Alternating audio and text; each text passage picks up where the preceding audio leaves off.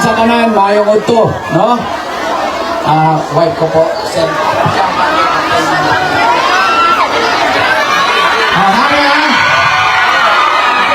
Ayan po, sorry medyo mahina yung internet.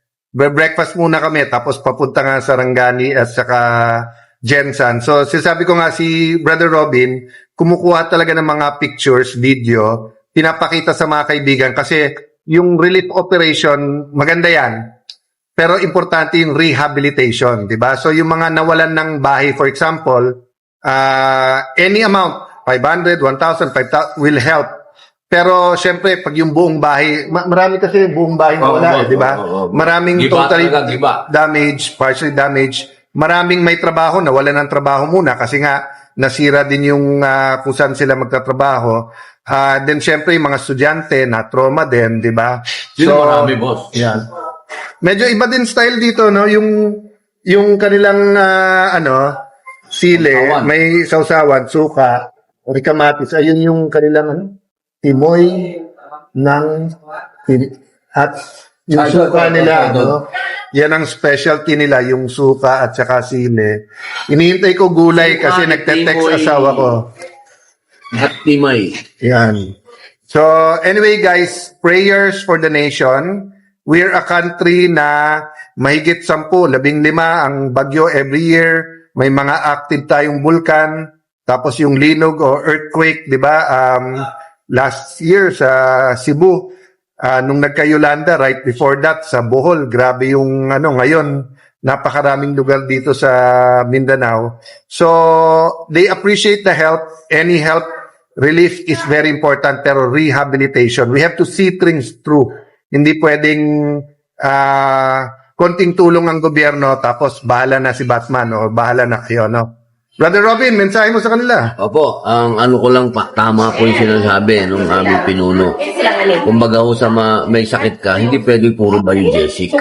No, hindi pwede puro release lang. Dapat meron talagang plano. May gamot talaga dun sa cancer ng ating lipunan. Yeah. Kaya ako po ay mga mahal kong kababayan, maraming salamat po sa inyong suporta sa aming pinuno, sa aming samahan. At naniniwala po kayo na kami po ay nandito para sa inyo.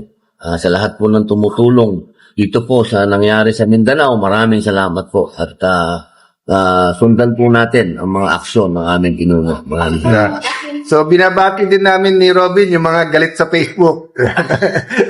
may mga kasama kasi kami, galit na galit pag nagpe-Facebook kami.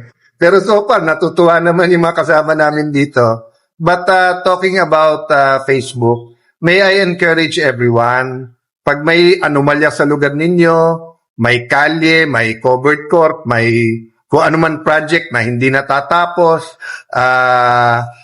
kung lugar nyo po ay may illegal na mining o kaya nagpuputol ng puno na hindi naman dapat, gamitin natin yung social media natin na panggising sa ating Huwag puro chismis. Huwag puro chismis. Gamitin natin sa tama. Ang kahit anong tool naman pwedeng gamitin sa tama't mali, but tulungan natin ang gobyerno. So ito, baka nanonood kasi asawa ko, maya-maya, may gulay na kami, laba, masarap tong gulay. Tsaka isda naman. Isda.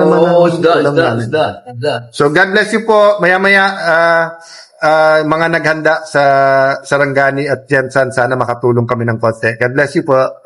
Para sa inyo, planong pagpalain kayo at hindi saktan, planong bigyan ng pag-asa at kinabukasan. Naniniwala ba kayo may plano ang Diyos sa inyo? Yes! Kahit na panay tent city tayo ngayon? Yes! Kahit tuloy-tuloy na yung mga aftershocks? Yes! Kahit na nahihirapan ang ating bansa at panay pagnanakaw kaliwat kanan? Pakisabi sa katabi mo, may plano ang Diyos sa iyo. Ako kay Mayor Yap ko sasabihin at sa kanyang asawa, Mayor, may plano ang Panginoon para sa inyo. Pakisabi sa katabi nyo, babangon tayo. Alam nyo po, nung mga panahon na nawawalan kami ng pag-asa sa Senado, dalawa po nagbigay ng pag-asa sa amin. Una po ang Panginoon. Pag sinabi ng Panginoon, laban ko to, kaninong laban yon? Laban niya, di ba? Pangalawa po, yung mga bata. Ang bata po kasi, hindi sinusunod yung sinasabi natin. ang bata sinusunod yung ginagawa natin. So, kukunti man po ang dala namin ngayon, konting grocery, konting bigas, tubig, at konting building material, gusto namin makita ng inyong mga anak na ganito man inabot nyo, babangon po kayo. No? At mas maganda pa. So, ang ating pong layunin ay 3 R. Nung bata pa kami ni Mayor at ni Robin, 3 R natin, actually hindi R yung isa eh. Reading, writing, arithmetic. Di ba? Si Kong Carol, kasama ko sa Congress. Hindi nakakalimot yan. Kay Ate Pia, yung ospital. Di ba yung munisipyo? Hindi naman natin alam magkakalinog. Di ba?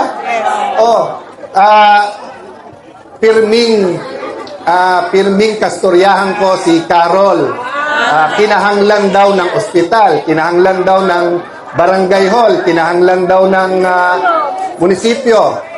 Pangutana ko sa kanya, maliit na bayan, bakit napakadaming pangangailangan? Hindi naman natin alam. Dito tayo dadalan ng Panginoon kasi dito siya magagawa ng malaking milagro na babangon ang inyong lugar. Di ba? Okay, so 3 R. Ngayon, relief. Relief ang dala natin, di ba? Pero pinapangako namin kay Mayor, recovery or rehabilitation, di ba? Pero ang dasal po namin, suportahan nyo kami, magkaroon ng reforma ang ating gobyerno. Diba? Reforma ang ating pamahalaan. Hindi pwedeng panay nakaw na lang ng nakaw. So hindi to ang oras at panahon na pag-usapan ang political issue. Pero gusto kong malaman nyo, we are sorry for what is happening in the government.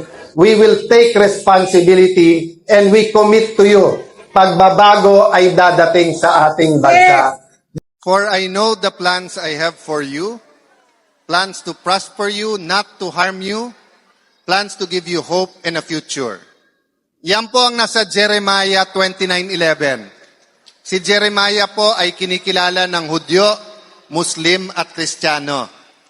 Ang mensahe po niya, kahit anong bigat ng ating inaharap, may planong maganda ang Panginoon sa atin. Tama po ba? At napansin niyo po yung dulo, plano ng pag-asa at kinabukasan. Meron po bang kinabukasan, mga taga-Malapatan? Mayor, maganda ba ang inyong kinabukasan? Mayora, pakisabi sa katabi mo, maganda plano ni Lord sa iyo. Diba?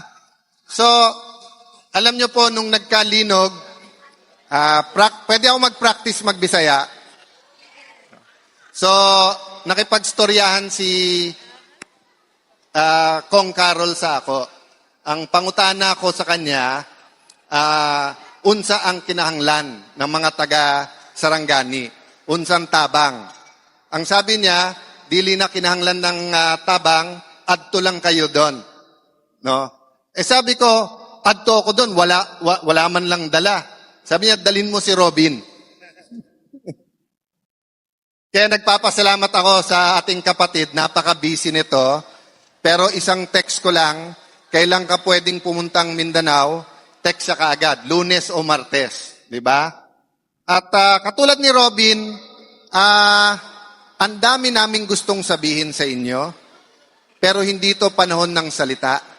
Panahon ito ng gawa. So Mayor, tanggapin nyo yung konti naming dalang bigas, tubig, grocery. Meron na nasa warehouse po konting building material. Pero katulad din po ng kay Mayor Victor James kanina, hindi natin masasabay-sabay, di ba? At kung sabay-sabay yung materialis at tulong, hindi matatapos yung mga bahay. So parang una-una, pero nagko-commit kami sa inyo, linggo-linggo magpapadala kami ng tulong hanggang matapos po, no? Si Senator Bato, may problema, pero nagpadala pa rin ng tulong. Si Senator Jinggoy, nanindigan. Ayaw niya na ang Senado ay maging dependent sa Malacanang. Nakakulong, pero nagpapadala pa rin siya ng tulong. Diba? So ano pa yung mga kasamahan namin? Diba? Kaya kami nandito, gusto namin i-commit sa inyo 3 R. Relief, na dala natin ngayon at sa susunod na mga araw. Pero mas importante, rehabilitation, di ba? Recovery. At pangatlo, we have 100% authority na mangulit sa amin every week, no, kung ano ang aming matutulong. So, pwede ba kaming magbalik-balik? God bless you. Sabihin nyo ulit sa inyong katabi nyo, maganda plano ni Lord sa inyo. Siguro last message ko sa inyo, ang bata, hindi sinusunod ang sinasabi natin. Ang bata, sinusunod yung ginagawa natin. Di ba? So pag sinabi natin sa bata, alam nyo po, kahit saan kami pumunta, sa Davao, ang sabi, binubulong sa amin ni Robin, laban lang, laban. Laban daw. Iba-iba sinyales, may ganon, may ganon, may ganon, may opa. Di ba? Lahat. Pero ang binubulong laban. So, ang bata, ang nakikita niya. So, dun po sa lubos na nahihirapan ngayon, laban lang po Laban. Para makita po ng mga anak ng Malapan na kayo po ay titindig, kayo ay babangon at lalong gaganda ang inyong lugar. Pader ng KCC, dahil po sa lindol. Pero behind po noon, nagpapasalamat po kami ng lubos sa mga taong naging instrumento na maging yung mga expenses po ng ospital, tumulong po sa amin at lalong-lalo na sa mga prayers na maging okay po yung mga anak ko. Maraming salamat po at sa atin pong lahat na kahit po ganito po ang nangyari sa ating buhay, maging matatag po tayo dahil nandyan po ang Diyos na umaalalay po sa atin at magtiwala po tayo sa process na Kanyang ginawa sa atin. Dahil behind po nito, may maganda pong mangyayari po sa ating buhay. Maraming salamat po.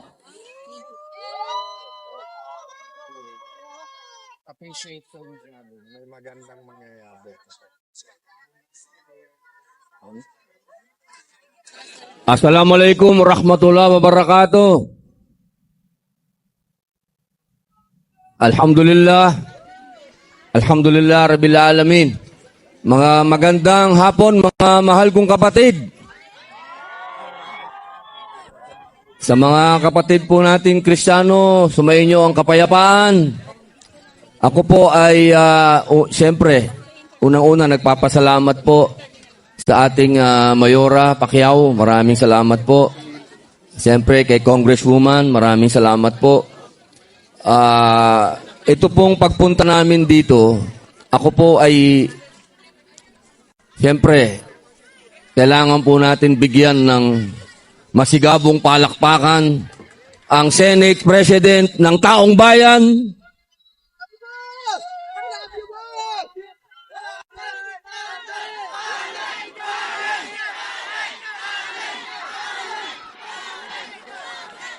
isang taong hindi po nakakalimot sa inyo, isang taong hindi po nalilimutan kung ano ang kailangan ng taong bayan, lalong-lalo na po dito sa General Santos.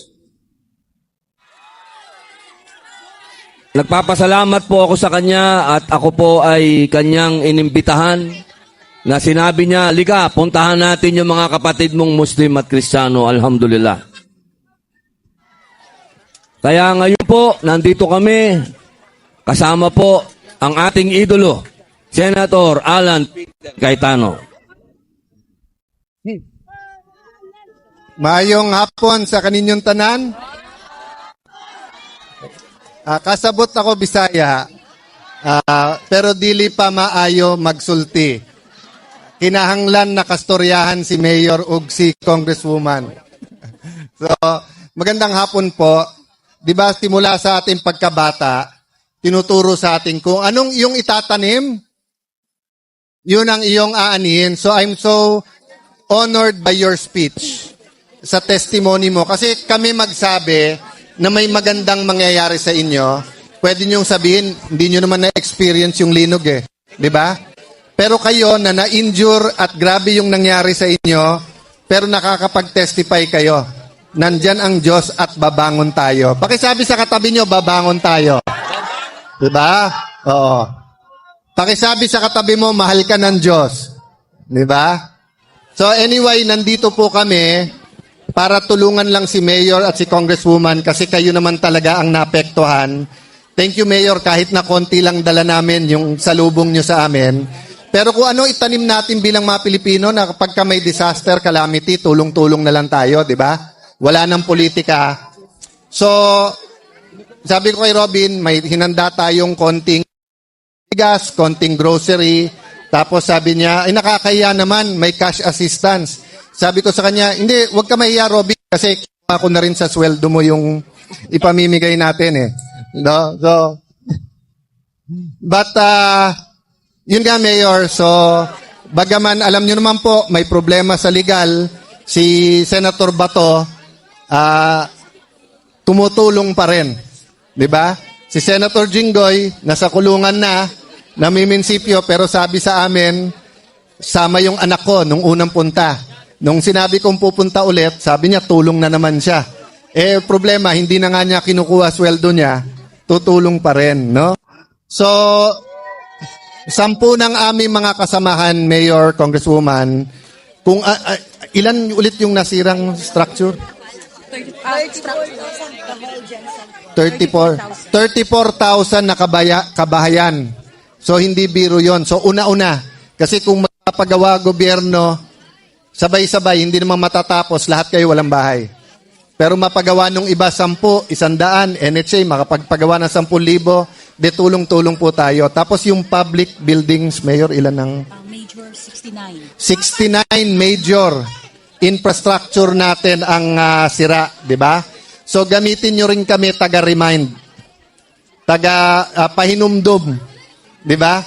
Sa gobyerno na kailangan i-rebuild natin. Sabi nga nila, relief, recovery, reform. So maasahan nyo kami sa reform, maasahan nyo kami sa relief, hopefully makatulong kami sa recovery. So hindi kami magpapakahaba. Kami ni Robin ay representative lang ng mga kasamahan nyo sa Senado. God bless you. Salamat po na sinalubong nyo kami lahat. Mayor, Congressman, thank you. Mga kapitan, chairman, thank you po.